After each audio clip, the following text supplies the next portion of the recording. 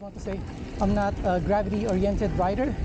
The most drop I do is probably 3 feet, not on a flat landing, sloping down so it's smoother, and I don't do like jumps and stuff. So if that's not you do big stuff, then you probably skip this video and look at somewhere else. Oh, here it's so good. Whoa, that's cool.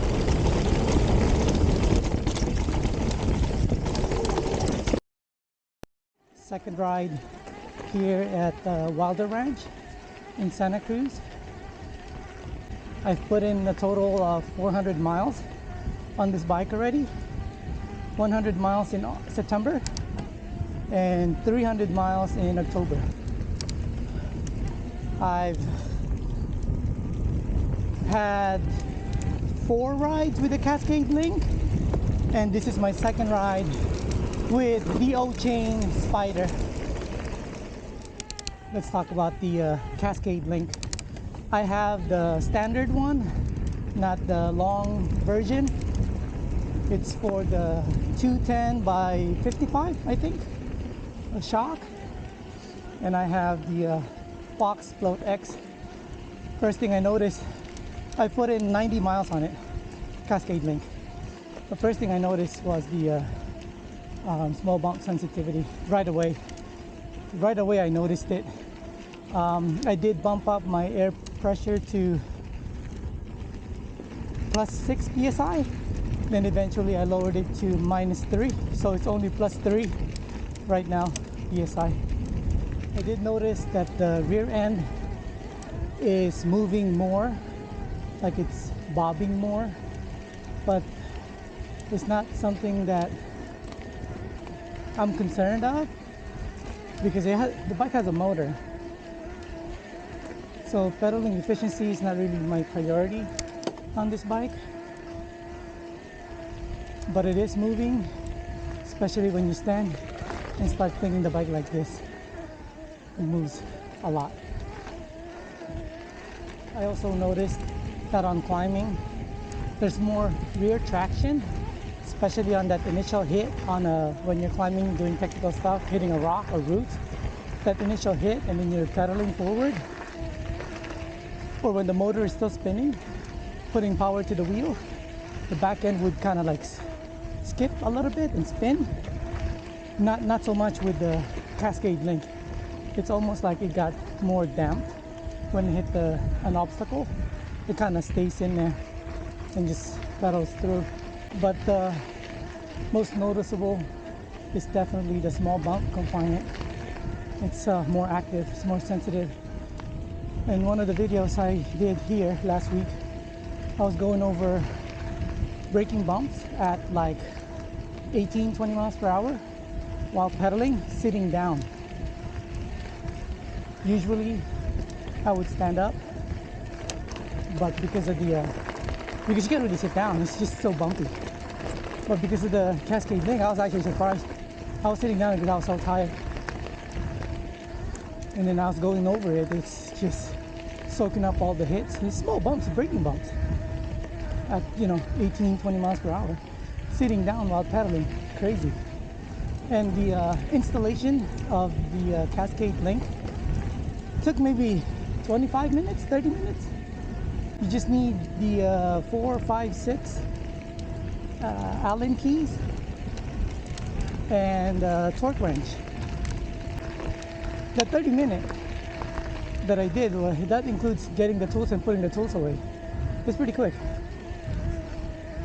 For the setup, I have it at 30% sag for my riding weight. Now let's talk about the Ochain Spider. I believe this is the Nero version.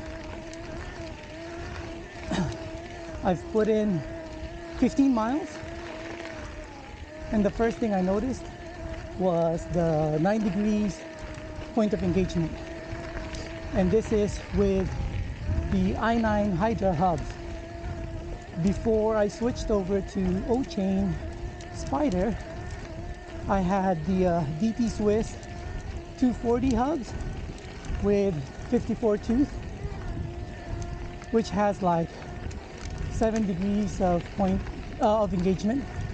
And the reason why I switched over to Hydra is because I want Hydra hubs is because I want to not have too many replay, you know, having the 9 degrees in the front, and then the free hub has a range from 0 to 7 before it engages.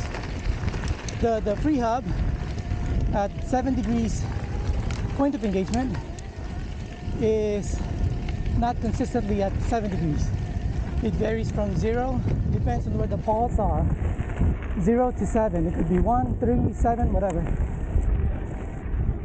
And with the 9 degrees and then a 0 to 7, it's not going to be consistent. So I made sure I got the instant engagement hub before I put on the 9 degrees Spider in the front. Other thing I noticed from that 15-mile ride is that the bike feels a little mushy. Like when I push down on the berm, it feels like I'm using up all the travel. That's noticeable, and also it's moving a lot, especially with the Cascade Link. Technical climbing, oh man, you gotta really time it. I don't think I can clear some of the technical trails I go to climbing, because the quarter turn is dead. It doesn't do anything. And that's something I have to get used to. And especially all my bikes have Hydra quick engagement hubs. And also, I noticed standing while descending on the pedal feels like it's floating. Like the pedals or the cranks are not attached to anything. It's just, I'm just like floating.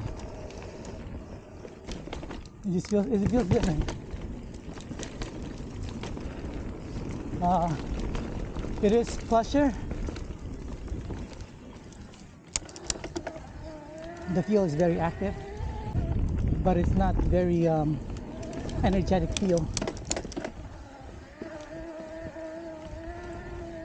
But if you're just pedaling like this, smooth trails, non-technical, where you don't have to backpedal or ratchet your cranks, then you won't notice that 9 degrees of delay.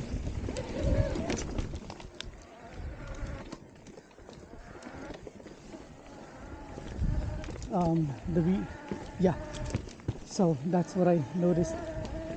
That's the update for the Cascade Link and the Ochain. And in case you're wondering why did I get these two things,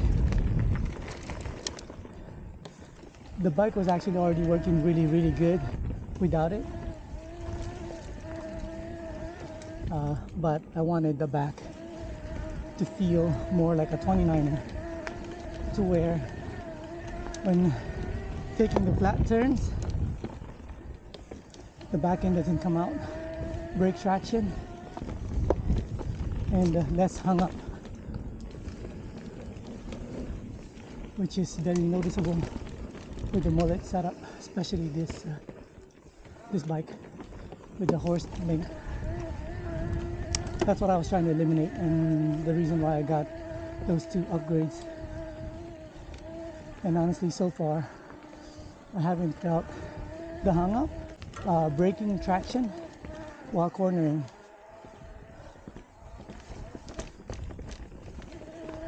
I wouldn't say it feels like a 29er, but it feels much better than stock. And the reason why I'm back on this trail is because I want to feel that descent on Magic Carpet towards the bottom. I want to see if my legs are going to get beat up again, like they always do. Every time I come here, it doesn't matter the bike.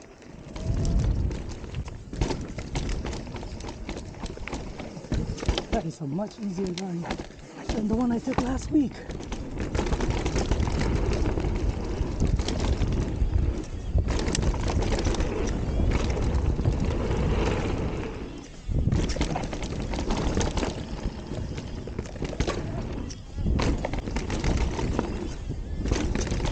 I feel a little stiff. I'm hitting these jumps. I don't even enjoy hitting jumps. Oh, nope, the back end just hung up. Felt it.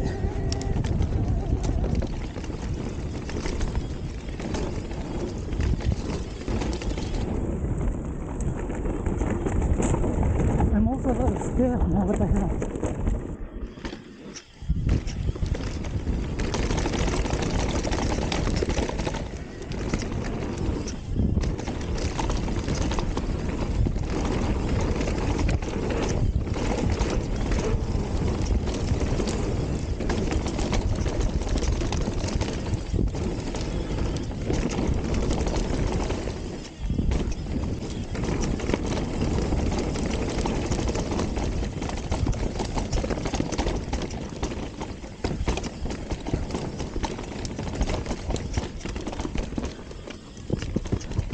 Now my legs are still beat.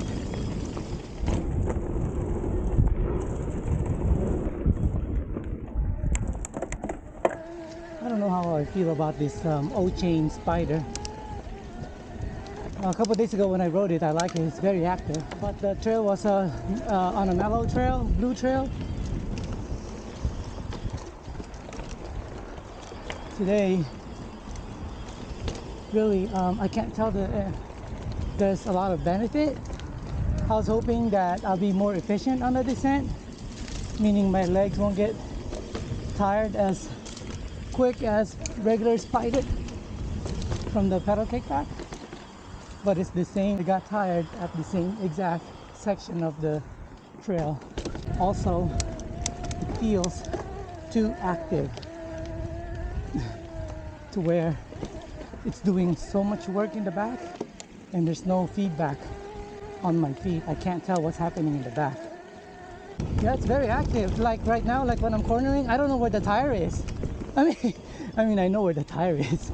It's right behind me, but I just can't. I don't know if it's digging in or if it's gonna come out. I know it's working. I mean, I'm still, you know, my legs are still moving, still absorbing the hits, but it feels kind of numb, like it's muted. I didn't get it so I can be faster. That's not what I'm trying to do.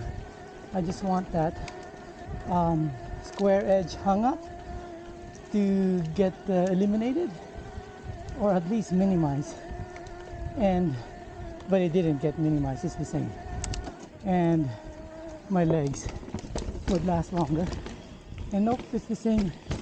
I feel it's the same at the exact same section of the trail where my legs would burn up.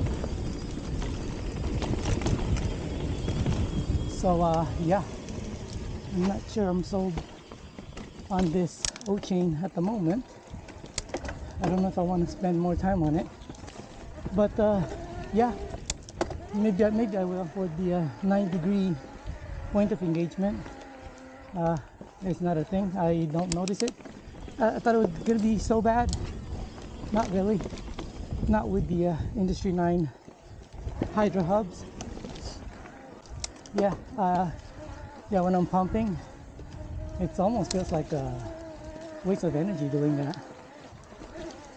Maybe you're not supposed to do that. It just feels so soft. The back end. Yeah, the bike feels like sluggish. Kind of with the Cascade Link and the Ochain, feels lazy. And this bike wasn't like this last week. And last week I had the Cascade only, no Ochain. Yeah. I mean, if you're trying to go fast, which way? It's gotta be here. I guess if you're trying to go fast, you're racing and stuff, downhill, I can see it because, you know, it's just very active. It soaks up everything.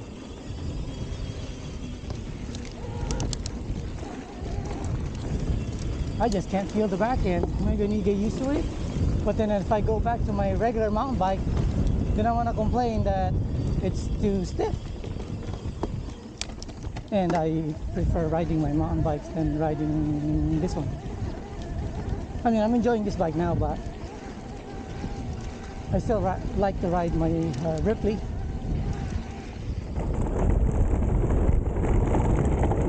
Yeah, here braking bumps, man, the back end feels good. It just soaks everything up.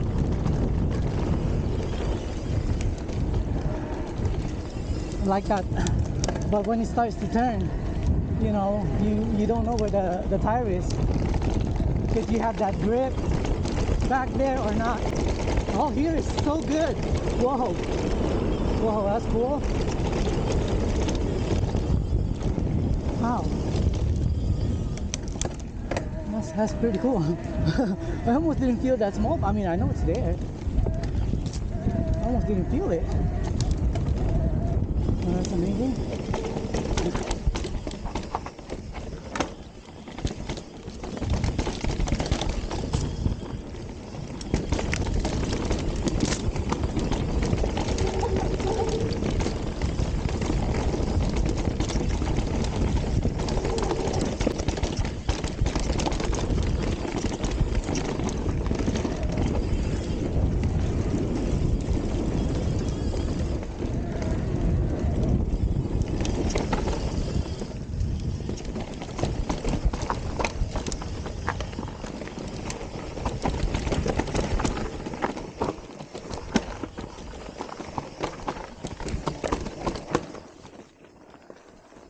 Wow, I must have PR'd that.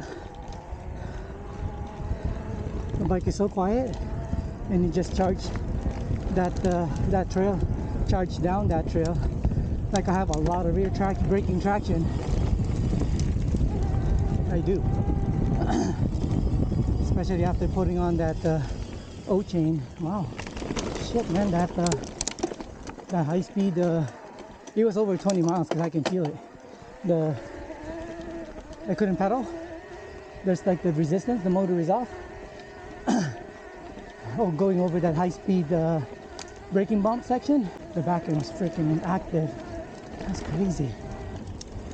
It's like absorbing the hits and returning. While me just floating on the pedal. Okay, that's cool. I like that. Second lap, I bottomed out the rear shock. Not harsh, but I used all the travel, which is good. But I'm gonna add at least 3 psi in the back. Yeah, I used up all the travel in the rear shock. This trail got the drops got deeper from last year. It's kind of hard to see. It's dark.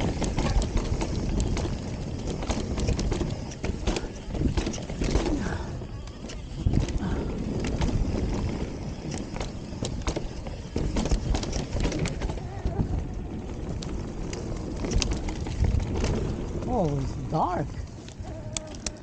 I have transition lens, and it's not, because it's cold, it's not transitioning to clear. So that's how I do it.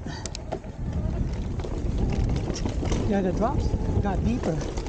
That's probably here. That's probably why I used up all the travel earlier. Shit. Drivetrain.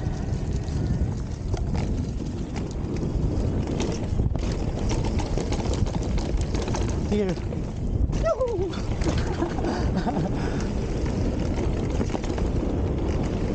Yeah, the back end, man, it feels so good.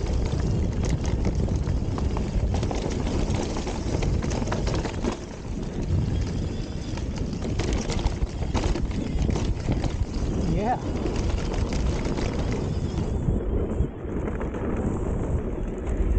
When you're just going straight and plowing through stuff, the back end, oh man. Feels good. Cornering, I don't know yet because I can't feel where the tire is. I need to get used to that. Or what the tire is doing. And I gotta work on this drivetrain.